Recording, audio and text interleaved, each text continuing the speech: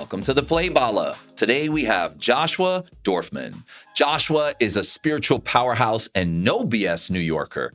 He is a visionary healer and teacher and leader of a modern mystery school who fuses ancient wisdom with real-world grit. With over a decade of experience guiding people through emotional healing, plant medicine journeys, and deep inner work, he is the go-to for awakening people and their power. He speaks truth with love, blends sound and spirit, and he commands a room with authenticity, humor, soul, and love. His mission is very clear: empowering serenity, unlocking self-mastery, and leaving a trail of clarity in a world clouded with noise. Let's listen in. Should we do a song for Playbala?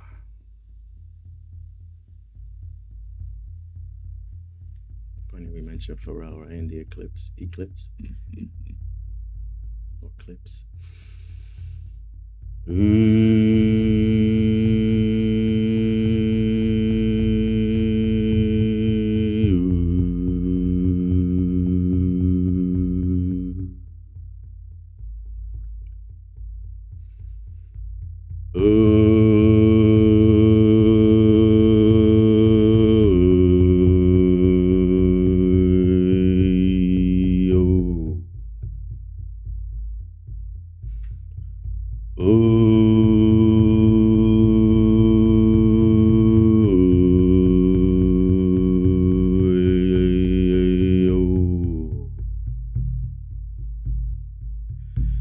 Na na na na na na na na na na na na na na na na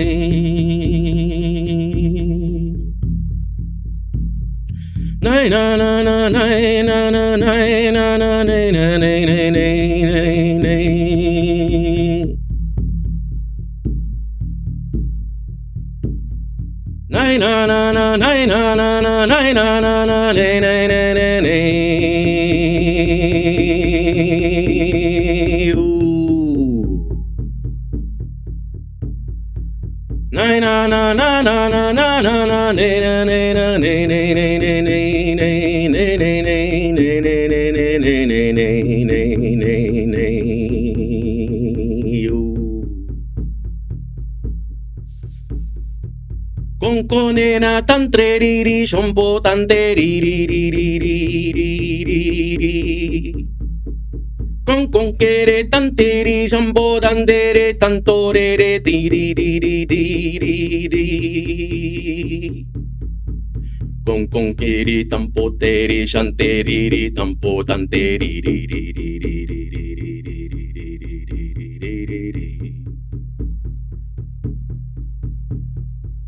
Mamborere shindandero pampone nantanteri rantera.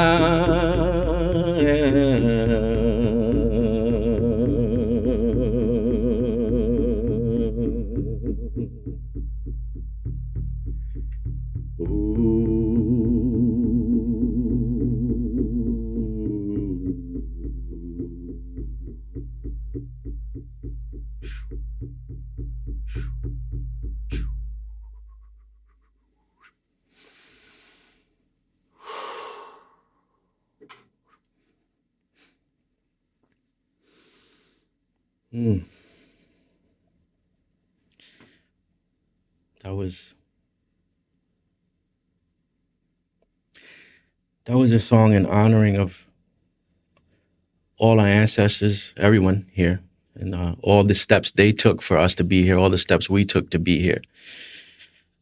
Thank you. Thank you. Joshua Dorfman. Welcome to the Playbala. Thank you. 20 plus years in the making.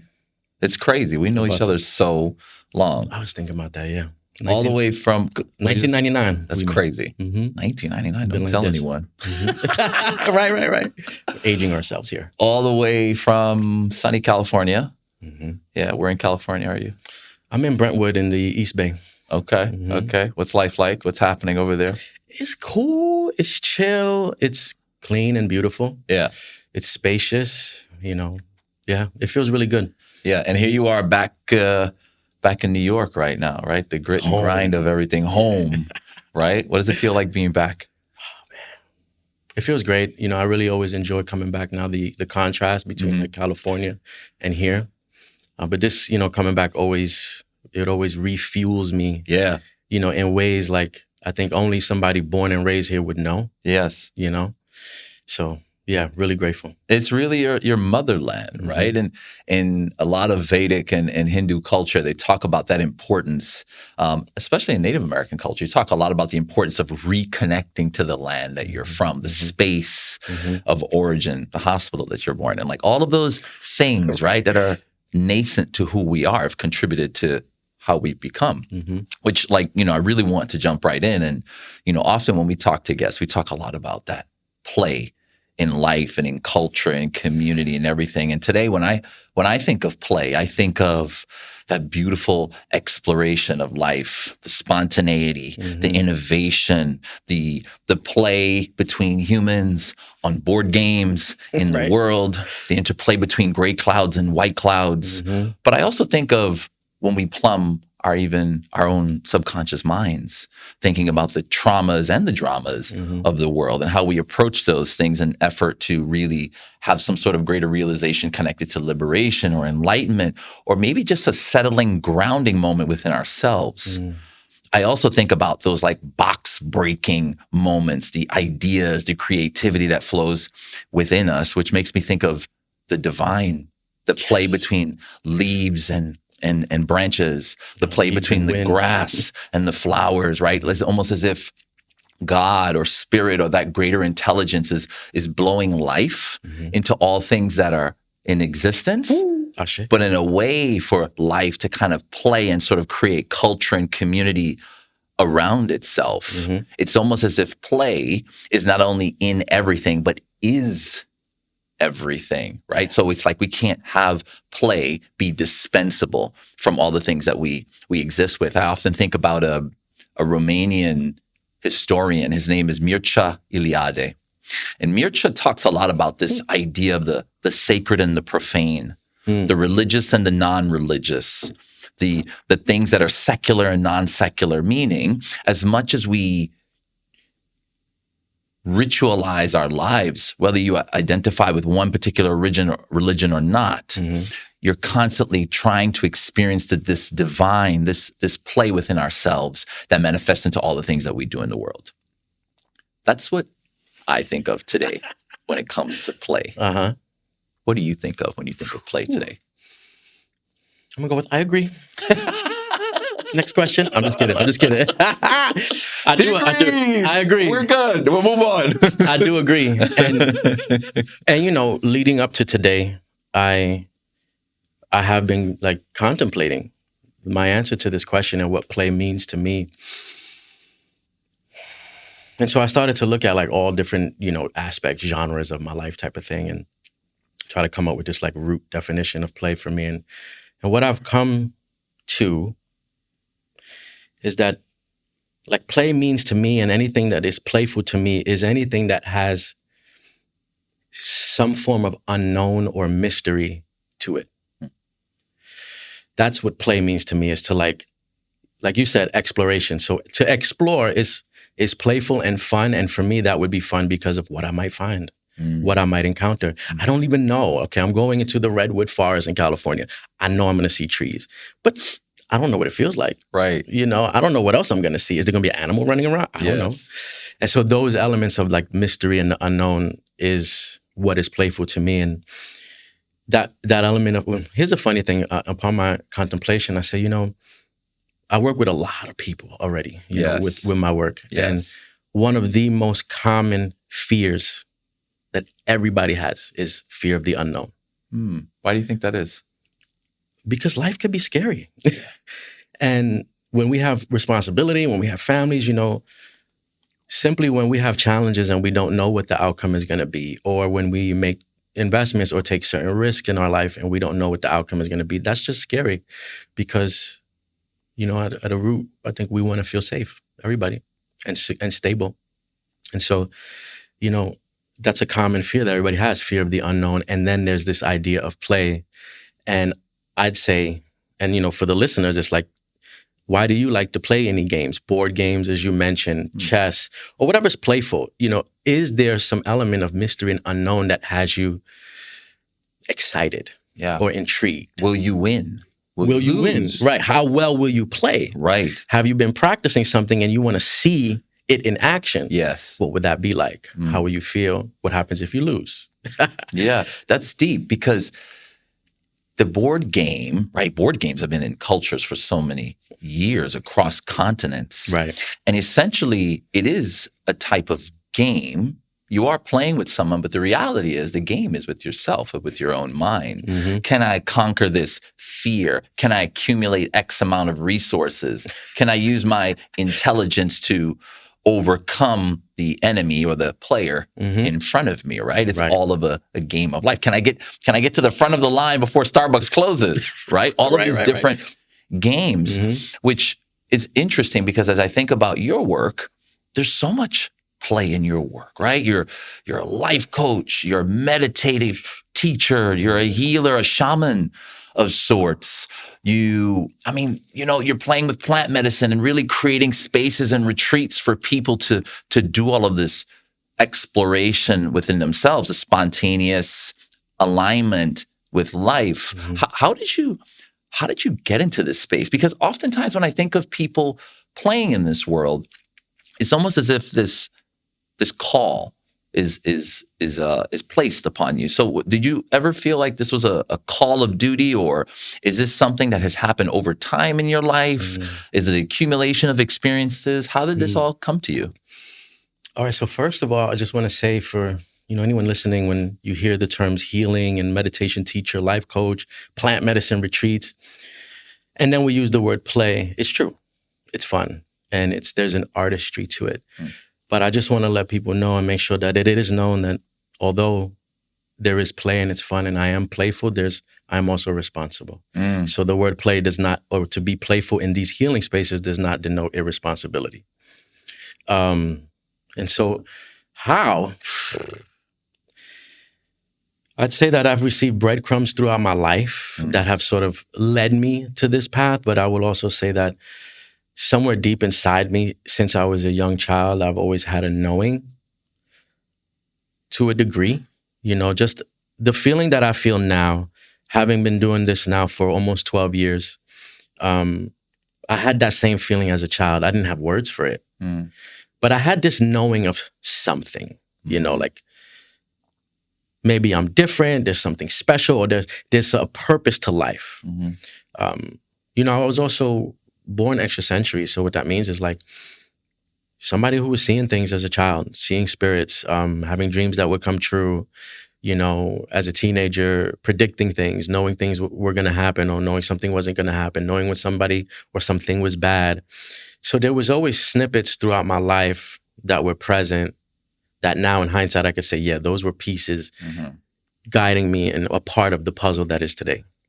That's amazing. That's deep. That's deep. And I love that you've followed those expressions of life, right? Because you could have easily not followed it, right? I mean, we're both from Brooklyn, born and raised. Like Brooklyn. Like for more context, like, I'm from Flatbush, you're from Flatbush. Like we grew up like 6-7 blocks away from one another, right? Couple stops away on the Q train and the 2 train. Let's keep it real, right? Like all of those things. But the reason why I set the stage in that context is I think there's so many parts of that upbringing to what you said. New York, you feel connected, you feel like energized and fueled is the word you used. I think there's so many aspects of our upbringing, of our home, the place that we grew up in, the ground underneath our feet that contributes to who we are. When I think of the spaces that I play in, whether it's artistry or doing this podcast or a number of other things that I'm in, is New York fuels me all day, every day. It is my motherland. It's the place where I gained the most insights from and learned about culture and experiences of the world. How do you feel that the environment has contributed to you becoming the person that you are, contributing to you finding and following those breadcrumbs of life? Ooh. That's a great question. So, the first thing that comes to mind, because, yeah, I follow these breadcrumbs, but I wasn't always perfect. I'm not perfect now, but I'm saying like I wasn't always in tune or listening. And so I'd say the hustle and bustle of New York life, of growing up in Brooklyn at a time where like, yeah, fights were happening. Yeah. And, you know, I mean, growing up in the 90s, Yeah. right? Tough circumstances. Tough circumstances, you know, hip hop, just a certain type of awareness that existed. But, you know, the grime and the grit and the hustle of growing up as a teenager, you know, I definitely had my time of, you know, being in the street life, quote unquote, and learning through that. I'd say shape me, because when you're in situations that you have to survive, whatever situation that is, if it's something in the street or if it's something in family, you know, or if it's even just like passing a grade in school, like this is all survival. You know, those are the things that sharpen your instincts. Mm-hmm. You know, whenever you feel like you're in danger or you're dealing with a challenge or you're afraid of something, your instincts kick in. That's just the nervous system. And those are also catalysts, you know, other types of breadcrumbs that I would say train us. Mm-hmm. So, or have trained me to be tuned into my instincts, to, you know, be tuned into this other inner voice inside of me, my intuition that's giving me guidance. Those type of situations have brought me into myself at times. When do you feel like you started to like really zero in on the things that you could sense or hear that were different from other people? And the reason why I asked is you talk a lot about like the upbringing, the childhood, the tough circumstances around you. You also talked about being extrasensory, ESP, right? But when was those early moments where you realized I'm sensing something in the world that's a little bit different, right? That's maybe is not seen, it's more invisible or less tangible. When do you feel? When do you attribute those moments? Okay, so I'd say in third grade. I think I was in third grade, but then, you know, I grew up Catholic, and I was taking CCD classes to do my communion. What are CCD classes? I'm sorry, everybody. I don't know what it stands for, but it's. I'm sorry. I'm so sorry. No disrespect, but it's like. But that's what we remember it as. Right. The preparation for, you know, going to do your communion. So you're learning about Jesus and Catholicism. Right. And I remember really distinctly and clearly being in that classroom and having this sense within myself of the way this guy is teaching is not. This is not Jesus. Like, this is not the way. Right. Because he was... and how you perceive it. Right? That's how I perceived it. Right. Not that what he was saying about Catholicism wasn't the way. Just him as a person, because he was very rude. He was very mean. He would punish us. He'd make us put gum on our nose or kneel on rice, and he would like curse at us. Like I just had a knowing. I was like, this is not right. This is not it. Right. So I would say that's a hindsight. So me going back in my life, I knew, okay, that was a moment where I could sense and know that I'm having mature thoughts for a third grader. Yes. But in reality, I'm just living it, right? So that's hindsight. But really in high school is when like people was asking me questions. Oh, I'm dating this guy. What do you think? I'm like, you know, or like, no, we shouldn't go to downtown Brooklyn today because something bad's going to happen. And I didn't go, and they end up getting jumped.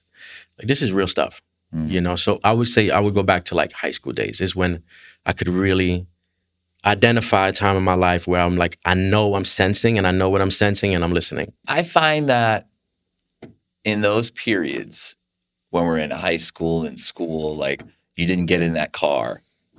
You didn't walk that street. You walked this way. You didn't go to the mall that day, right? You're listening to some sort of inner guidance. And I think oftentimes we kind of think like, oh, my gut told me. But you, through your work, you know that gut is something deeper. There's something speaking through you. Something divine. Something divine. That right? everybody has, by the way. We all have it. And I think what I'd love to kind of touch on a little bit is how that started to reveal itself to you in the form of a path, right? Like, okay, I think many of us, to your point, have these divine experiences. Don't go this way. Go down this street. Don't take the train. Don't book your flight this day. Book it that day, right? Oh, you missed your stop. It's all of these sort of divine moments. But you took some of those things and took it a little bit further than intuition. You took it to a place of, I want to follow that a little bit deeper. What was leading you down that path? What do you feel called you a little bit more, in addition to following the breadcrumbs?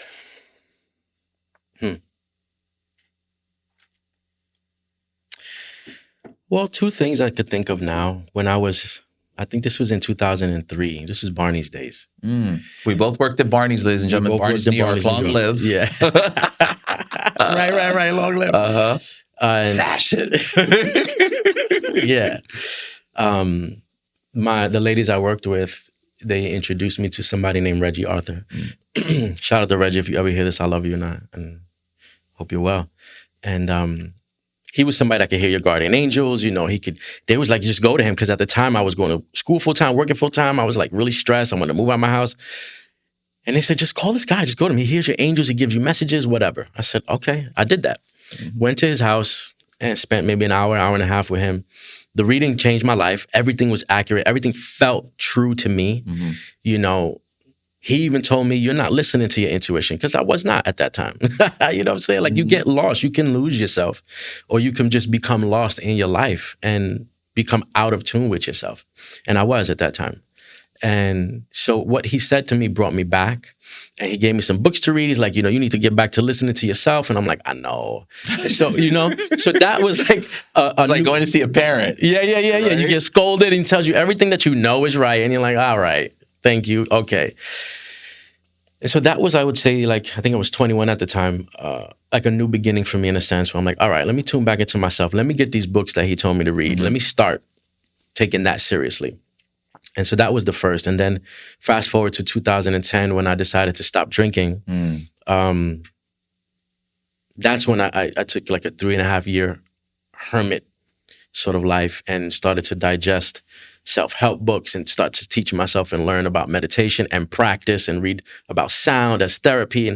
And I was applying everything, you know, and I was doing a lot of self-healing work at that time, looking at my own traumas, looking at how I hated myself or how I was insecure, and just looking at all these things. And through that process of digging and diving and dissecting myself and bringing healing and reconciliation to a lot of things in my life at that time within myself, but also reading these self-help books, for example, that were teaching me all these things, right? The book knowledge, and applying that, I was learning that, wow, to be a healer, and healing is a path, and it is a thing.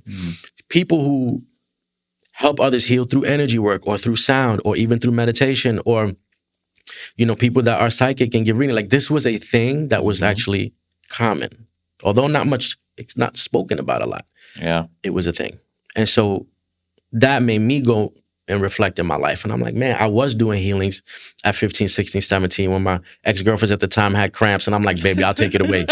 And I put my hands over them, you know what I'm saying? And then they're like, in a few minutes, they're like, I feel better. I'm like, okay. Right. So there was no language for that at that time. Shout out to the ladies who have women's things going on. Yes. Reiki and Joshua can help you get it all. Reiki, energy work, yeah. You know, so I found moments in my life where I'm like, okay, now this new language that I'm developing or that I'm encountering and learning from, I have words to describe what I was experiencing already. And so that to me was like an epiphany of like, wow, okay. And one book in particular, Many Lives, Many Masters by Brian Weiss, was the one that everything clicked. And I'm like, I am a healer. This is it. And this is what I'm here to do. That was the moment it happened for you. Yeah. Yeah, it was through that book. And what was it? What was it? Is it the book? Is it the fusion of the path? Like, when was it like, this is my call? This is what I'm here to do? Because, I mean, if we think about, like, let's just say a corporate career, like, many people take a little bit of time to realize they want to be a chief marketing officer. You want to be the head of logistics. You want to be the head of some part of the organization. That takes a little bit of time, a lot of like trial and error. Like, when did that moment happen for you where you said, I can do this as a path? Because, I mean, let's just say it, Josh, it could be deemed as a bit unconventional, right? Like, absolutely. You could have easily chased this as a hobby. You could have had all your jobs and then kind of done this, like, oh, I do on this on the side. But you're like immersing yourself in the entire practice. Yeah, because I just knew this was it for me. You know, no backup plan. No. By that time, 2013 and a half, right? So in the middle of 2013, when this like eureka moment hit, I'm like, this is it. I already knew, and I was already sort of waiting for the green light. that I was already like, I already knew something. Like I was already on this path. I was already learning. I was already studying. I was already applying. I was already practicing. I was already developing. And so I already knew. But I mean, there were moments in my life where, like, again, I had this feeling in me, but I wanted to be a fashion stylist. I wanted to be involved in fashion to some degree. At one point, I wanted to be a designer, you know, and in those industries, I like tried my best to make it as far as I could go and make it the successful career. And, you know, I've had some successes and I didn't make it all the way in some other areas, but, you know, I had fun and I did get to play. And that didn't happen because that wasn't what I was supposed to be doing. That's not what you were called to do. No. Although I loved it. Let's talk a little bit about like moving on this road, right? Healer, shaman, Reiki practitioner, life coach, all these things, right? You take this unconventional path and you're like in it. You're like sitting in it. You have clients, you're here for a period of time, you're meeting people, you're adding value to their lives, right? Sure. But I'm looking at this right now from the vantage point of this is how you're living. This is your life. This is your career. This is your path, your journey, your calling. In the view of others, it could be viewed as you just stepped into this and just became it, right? You read a book and right. you woke up reciprocating like, what you read. Yeah, and now you're like healing people and playing the drum and creating sound as a vibration. Like it almost seems in a lot of ways that you just choose a path and you could walk it. Sure. Maybe. But it also makes me think about, are there moments of failure, disappointment, heartache? Because you're saying that I'm willing to put everything else aside to put my entire focus into a path that I feel is my calling, which quite honestly could be deeply rewarding or deeply disappointing. But you went anyway. Why? Oh, I had to, you know, I had to. That was just, it felt like home to me. But yes, failures, absolutely. Many learning curves, definitely. You know, I think with any path in life, whatever career, you're always going to trip and fall. You're always going to make mistakes. You're always going to have failures. And hopefully you always get back up and learn from it and become better. And so in this work, you know, even though, okay, I'm studying, there's a difference between somebody who's reading and studying for 10, 20 years and then steps out and actually goes to apply that with somebody. That's you a newborn baby that day. It don't matter how much you read, how much meditation you had. Actual real life experience dealing with somebody who's an individual and has their own personal life experiences, that's his own training. And so, you know, failures for me are like nervousness. Not that that's a failure, but I would say struggles like, you know, okay, I've decided to teach meditation back in 2014. I got a plan. I have the structure. I have everything. I know exactly what I'm going to do. But then the moment comes and my mouth is cotton dry and I can feel my face so red and burning and I'm nervous as hell. Like an actor on the stage, right? Yeah, like the real deal. Like, okay, you can prepare as much as you want. Right. Now, action. The curtain's up. Yeah. What are you going to do? Lights on. Right. And so the nervousness and, you know, doing this work, doing personal work with people to help them, you're going to see a lot about yourself. And so I had to learn where to bring better work ethic. Like I've experienced making mistakes where going late to a call, okay, I've lost clients because of that, you know, or not being as prepared or doing my part and, you know, causing a little, not discord, but like just a distasteful energy. Like I've made mistakes, you know, I've had to develop myself professionally. I've had to develop myself in terms of my discipline because I have to show up and I have to be ready and I have to be prepared, you know. So all of that happens, you know, and again, when you step out and start to do healing work for people, you're learning about your own healing capability and your own gifts through that process in real time as well. So not that there's any mistakes there, but there's going to be moments where, you know, there's many moments where I have received to do something or say something and I'm nervous because I don't know what it means. I don't know if it's true, but so there's this practice in trusting, even though I stepped out on a leap of faith. So. No, go ahead. So there's always learning involved. You know, I'm still learning. Yeah. I'll always and forever be a student, even though I'm a teacher. I'm always going to be at least aware and available to notice if there's anything within myself I need to heal, even though I'm a healer. You know, I'm not one, I'm both. Student, teacher, Yes. you know, healer and somebody who could use some attention type of thing. Two dynamics on the same line, right? The healer and the student, because Two the sides of the student is same also coin. exactly. It sounds as if like you took time to reflect and notice that there were gaps and you noticed that there was opportunities and you grew past it. But I also look at like the runner, right? Someone that's jumping hurdles. Like you have to train yourself to lift those legs to get over a hurdle. You ever watch hurdling on like the Yes. Olympics? Oh, yeah. They're running fast, and all of a sudden amazing. the whole upper body's like rigid, and all of a sudden it's like, whoop, right? But during the practice, they're hitting some of those hurdles, and you can't hit any, right? Yeah.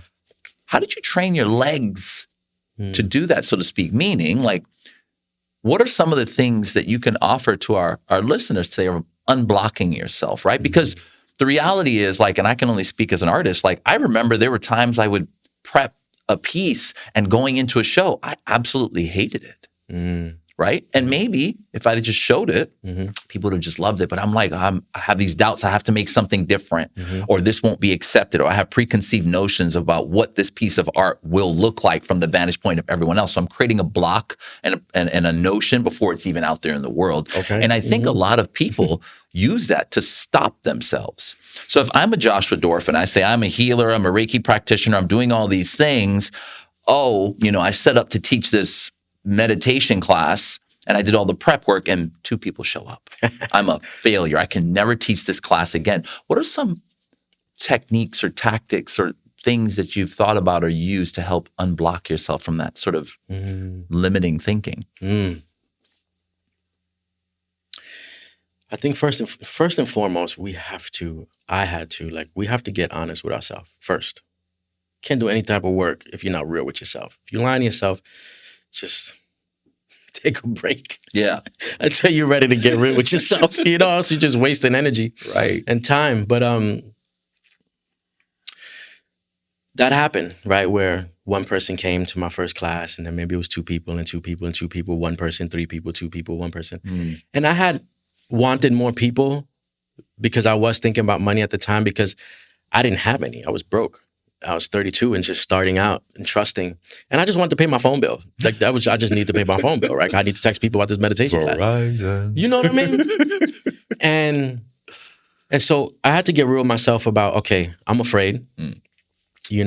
What if this doesn't work? All those things. Oh my God, is this going to work? Is this the right path? Am I good at this? Maybe I'm not good at this. I'm afraid. So that's the first thing. I got honest with myself. Okay, I'm afraid. I'm nervous. And I reminded myself, wait, but that you're aligned. This was something that hit you at home and you needed, this is for you. Just trust. So although I went through those moments, those hurdles, I hit my leg on the hurdle, I reinforced positivity within myself, right? Reinforced what I know. Yeah. Reinforcing the beliefs that you have. And I just want to spend a little bit more time on this because it's hard.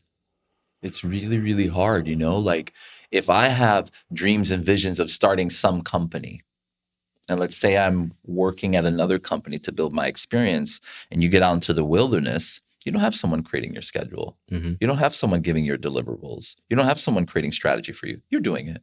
You're creating the strategy. You're designing the business. You're designing the structure and the scheduling and everything. It seems that is that part as if it's the consistency. If that's what I'm hearing you say, it's the consistency of beating the drum, so to speak. Like keep that humming pulse of play going because eventually 1 becomes 2 people in the meditation, 3 becomes 5, 5 become 20. Is that what I'm hearing you say? 20 becomes 100. Yes. Keep beating the drum, consistency, yeah. And that it was something that I learned. I kept beating at the drum, and I kept doing whatever I could do, networking, meeting people, going to different meditations events or conscious events, and just making sure that I could meet people and try to expand, invite people to my class, etc. Just the grind, like New York life, hustle and bustle. Go be seen, go network, go talk to people, and okay, hold on 1 second.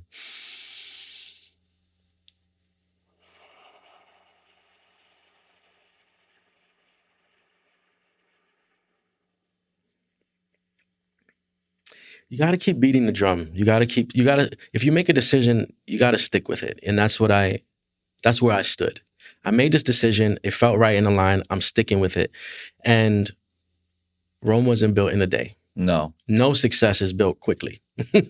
No success comes without a plan, right? Yeah. Business plan, etc. So I knew that I had to put the time in and have the consistency. And the consistency and the discipline was, again, something that I had to refine constantly, refine myself. Because like you said, it is all up to you. You know, once you step into entrepreneurship, because that's really what I did. If we use a business, come from the business mindset. Sure. Yeah, healer, meditation, life coach, entrepreneur though, I'm working for myself.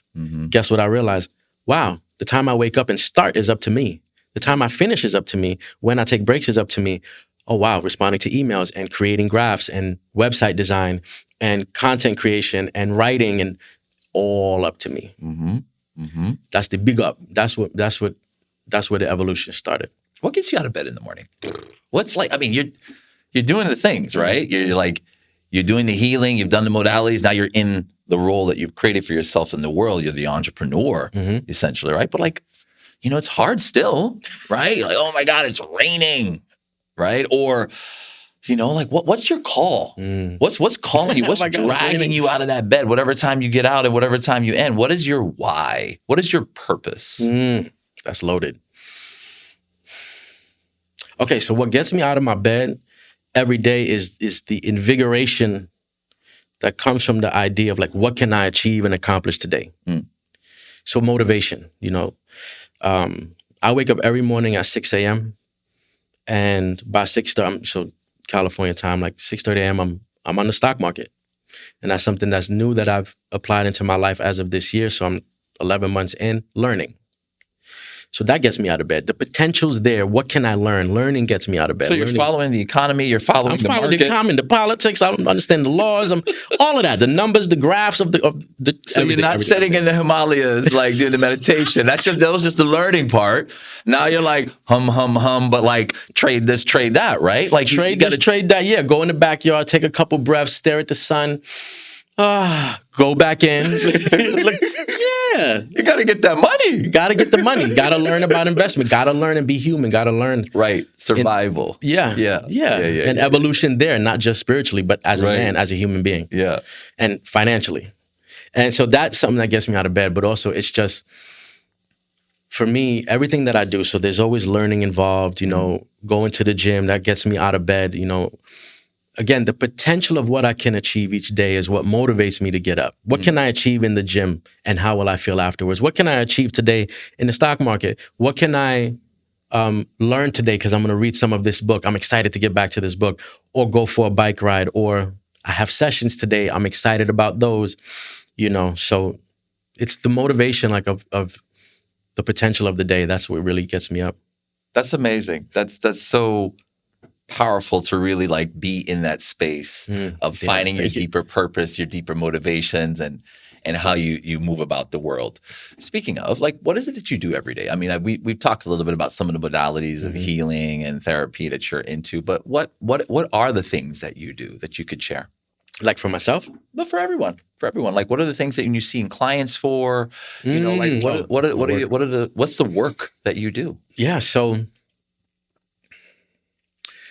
I'm a life coach, right? So, and I use that term because I think that's the most common one that everybody can understand, a life coach, which is somebody who coaches someone or is like a mentor or an accountability partner for someone else along their life, right?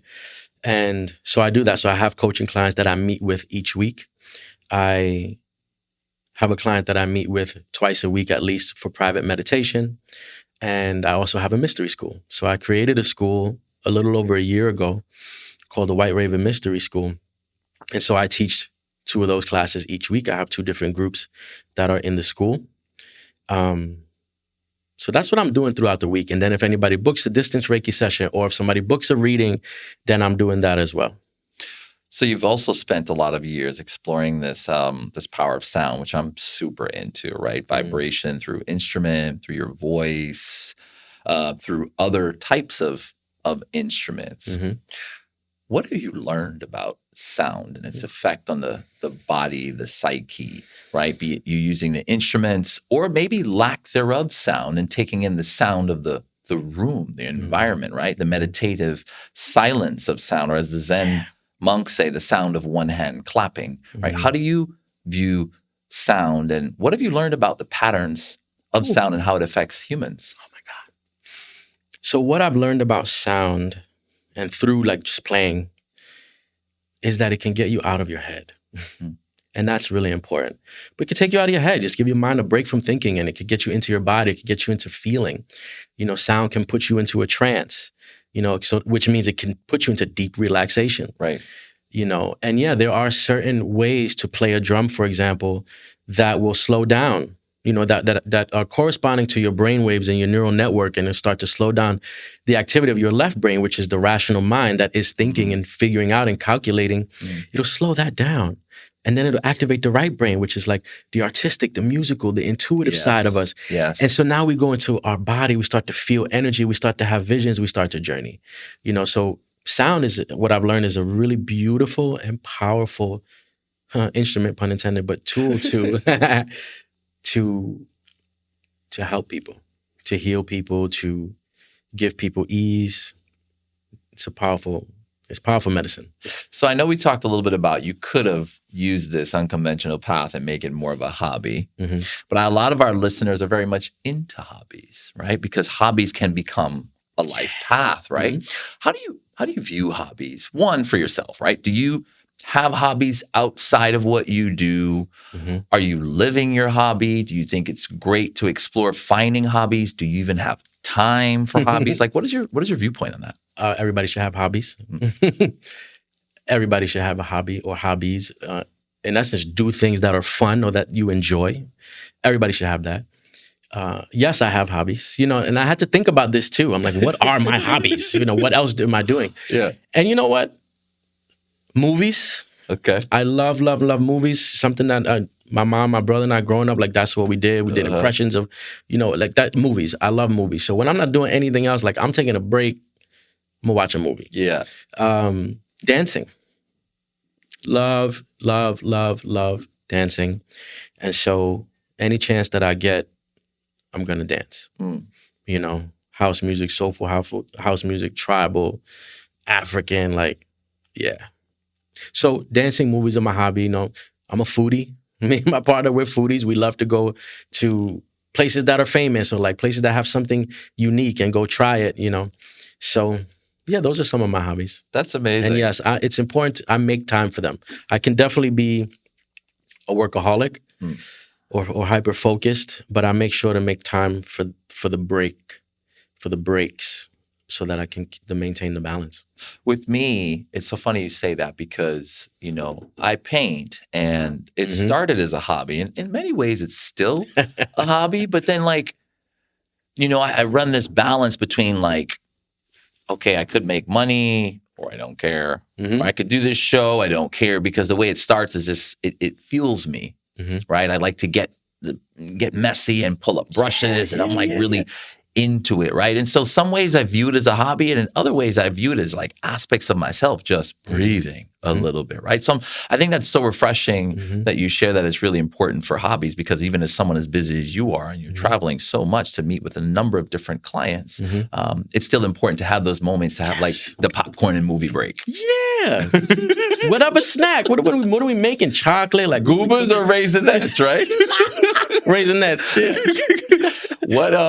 I think, Josh, you have done so much in this world. You contribute so much energy and love and healing and advice to so many people in this world, even to me, right? Like I look up to the work that you do, which I'm even honored to be in your presence today, which is really powerful.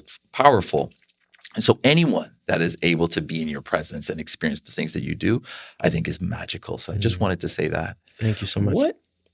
What's next for you? What is there a next? Are you living next? I'm living now. Okay. I like to live in the now, but it doesn't mean I don't have goals. It doesn't mean I'm not projecting my astral body into the future. Are you a planner? Or are you not planner? When you say you're living in the now, are you like I am day by day, 1-1-1, or you're like 5-10 years? I'm both. Yeah. I'm both. I think it's important to have a plan, to create, at least a list of what my goals are and see if I can work backwards from that goal to see if there's anything, what I can do now, to have somewhat of an outline, but it's loose because you can't predict everything. And I know that I'm not in control of everything. I'm not in No. control of the timing. That I know. And I'm not even in control of 100% of the how. All I'm in control of is, let me get a sense of what I do want. Let me get a sense of what my goals are. Let me put some action. Let me create a vision board. Let me do some mind mapping. Let me journal about it. What's mind mapping, by the way? Oh man, mind mapping I love. Remember when we was young, you put one word and you write one word on a piece of paper and you circle it. And then they say, okay, what's the first words that come to your mind when you see this word environment? And somebody says trees, and then you draw a line from the circle and you write trees, remember? Somebody's grass, and you just... Yes. That's mind mapping. But mind mapping is kind of like, it's just a way of brainstorming and getting all your ideas out. Is it different from journaling a little bit? I would say a little bit just in terms of the structure of it. But it's also complementary and almost they're very alike. Yeah. I think it's important to get our thoughts out. We use our brain and our thoughts to think of things, to plan things, to come up with things, to figure everything out. And then it's like everything's in one area. Yeah. So let me take it out of my head. Let me put it on paper. Now I can look at my thoughts and think about what I'm seeing and maybe get a different perspective through that. And so, that's kind of my way and the structures that I like. And then I see what happens. It almost sounds like a little bit of a visionary mindset, right? Because I was talking to a guest before. Her name is Anna Molinari. And Anna is a designer focused on sustainable design and finds these like really cool objects on the ground and makes them like couture dresses. That's awesome. Or they walk the runway, and it's just really powerful. But she talked a lot about the visionary mind and how important it is to extract from the inside to the outside, because what's in here at times doesn't necessarily come out the way you think it is. And I'm curious to your perspective on this, because you have to kind of play with what you see and hear outside. And when you're describing this mind mapping, that was a vision that I got of trying to extract the inside to bring it to paper, to convert it outside. And like you said, kind of look at it and see what's on your mind. Is that something you align to? Yeah, as visionary, yeah, definitely. I'm a very visual person, so I'm a visual learner. I need to see things. That's why writing and graphing, like mind mapping is vision board. It's useful for me because I respond to that. So yeah, I'm definitely very visual and definitely agree. That's awesome. That's awesome. What advice would you leave for our audience today? Just given the time that we are in, the backdrop, political, economical, but just like the vibration of things happening in the world. Like, what are some things you'd like to leave with our audience today? Firstly, everybody should take a deep inhale right now. So like literally, and sigh that one out. Secondly, everybody should remember to take that deep inhale as many times as you can remember throughout your day. That's for sure. And, with respect to the truth of things that are happening right now in the world, in politics, everything like that, that are the stressors, that are the stressors, that are the depressors, that are the oppressors, that are all of that. So with respect to that process, so in other words, the emotions that human beings feel because of that, I want to say to everybody that, in my opinion, solidarity doesn't look like suffering by choice. I think that, when we care and we're passionate about things, we're definitely going to feel. And that's what makes us human. We'll have empathy, and maybe, we'll feel called and we'll do something about it. We'll help. And we should also remember to live. So what I mean by, suffering by choice is to not do things for fun. Maybe not do my hobbies, maybe not be playful, maybe I feel so guilty about having a good day that I'm just not even going to allow myself to have a good day, which is something that I actually heard from a lot of people in my classes during these tumultuous times where people felt guilt and shame around, well, I feel good today, but they say it almost like a whisper. I feel good, but I don't know if that's right.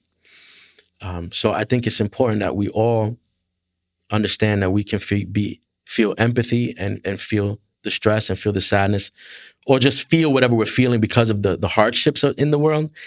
And we need to be prioritizing balance of that by being playful, by doing our hobbies, or making sure we have fun, making sure we're living. Because I believe that to be playful is to be alive. To be alive is to be playful. To be alive, if we're alive and we're feeling and we're living life, then we are laughing. We are exploring. We are trying new things. We are having good times. We are creating those moments for those potentials of laughter and good times. So I want to just remind people of that, the importance of that, and the importance of self-care. Listen, again, with respect, but how we feel, our wellness, right? Our temperament, our mood, our energy, we have a lot of power to do something about that.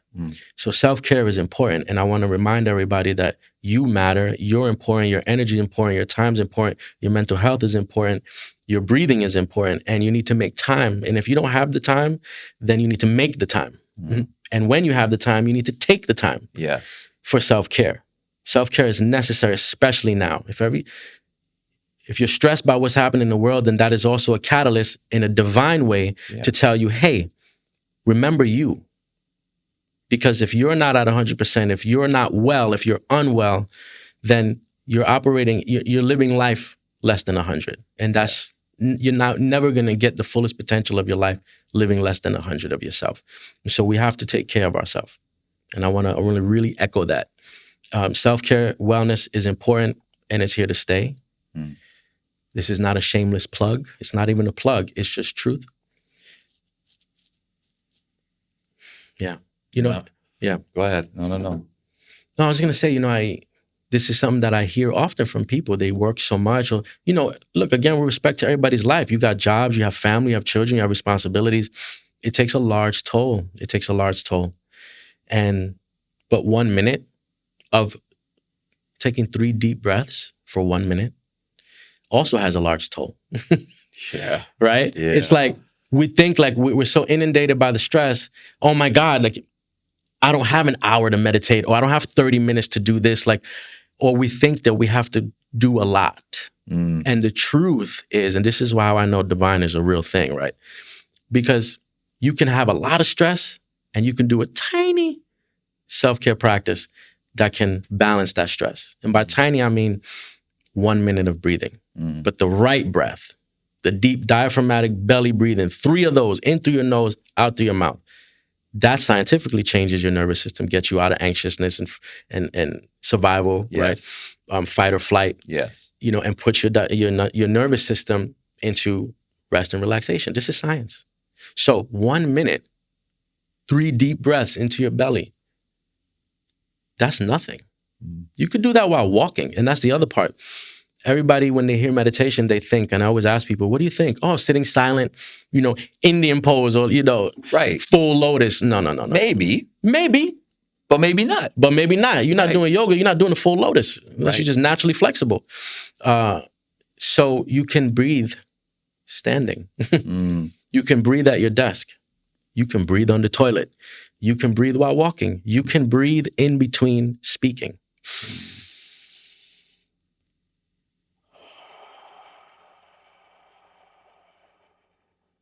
And that's all it takes. And that's what I want to leave with people. If you can take those deep breaths and start today, right now, and just keep on that compound effect, eventually it'll become second nature for your body. Eventually your brain will create another neural pathway that has an automatic response to when you're stressed to take a deep inhale. You won't even have to think about it, the way you don't have to think about breathing. It'll become second nature. And so that's a self-care tool that is extremely easy that anybody can do. The avocado tree spends, you know me. Yeah, hit us with it. Let me hear it. The avocado tree takes somewhere into the neighborhood of about 15 to 20 years to produce one avocado. Wow. Right? I didn't even know that. And it's nourishing its roots all this time, ensuring it has the right amount of water, the right amount of sunlight, the right environment. The soil must be right. The mycelium networks around it must be right. The right balance of insects and pestilence and really making itself a really crystallized, strong tree before it can give to the world, right? And so what I hear you saying, it makes me think about that avocado tree, because obviously I'm from the Caribbean and with avocado everywhere. You know, big up to the Jamaica people there. Right. Bless up. But you have to be able to nourish your roots before you can give. And that's what I'm hearing you saying. Nourish with breathing, nourish with care, nourish with patience and compassion and love and energy, so that you can continue giving to the world in the way that feels authentic. Yes. We have to nourish ourselves, and we need to take breaks. I'm a firm believer in breaks. Look, I don't know, the vision I have is chipping away at a tree. I don't know why. Maybe it's the metaphor. But let's say you're creating a sculpture out of a tree. So you have to chip at it and turn the tree into the shapes you need it to be, so that you're creating what you need. And let's say you're rushing. Let's say like you want to finish it by a certain time where you're supposed to. So let's say you don't sleep. And so instead of sleeping, you just keep chipping away at the tree, sun rises, you're chipping away at the tree, sun sets, chipping away at the tree. Yeah, I'll get it done faster. But at some point, your body might just collapse. And then guess what? Now you got to rest for like 2-3 days. Then you can get back to chipping at the tree, because you've exhausted yourself mentally, emotionally, energetically, chipping away at this tree. And now you're depleted. Now maybe you get sick. And this is what happens. People who overwork and overexert their time and say yes to everything and don't prioritize their energy become sick. Right. So, and then guess what? Now you're out for a week versus one night for 8 hours. Right? And that's what happens. So we have to nourish the roots. Yes. We have to. Yeah. It's been amazing, this conversation. I love every bit of it. I feel like we can keep talking because I'm already thinking, like, we need to have you back to do like meditation and drumming and healing ceremony, like right here on the set. That'll be beautiful. It's been an honor to have you. Thank you. Let's bring it home. Okay. Rapid fire. All right.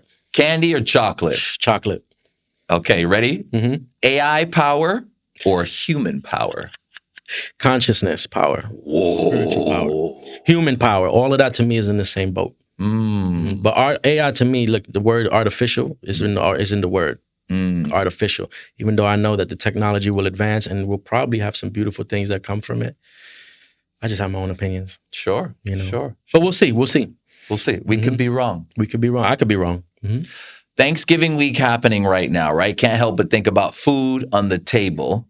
Meat or no meat? They're like, is he spiritual? He's going to be vegetarian. What's the deal? Nah, it's meat. Meat. No vegan anything for you right now. Nah. I was vegetarian for 10 years and that was beautiful. And but meat. Okay. New York City, grit and grime, all the things that are around us, right? We love our art, street art, or fine art. I really love fine art, but definitely street art. Gotta go with street art. Yeah. Final, book knowledge or self-knowledge? Oh my God.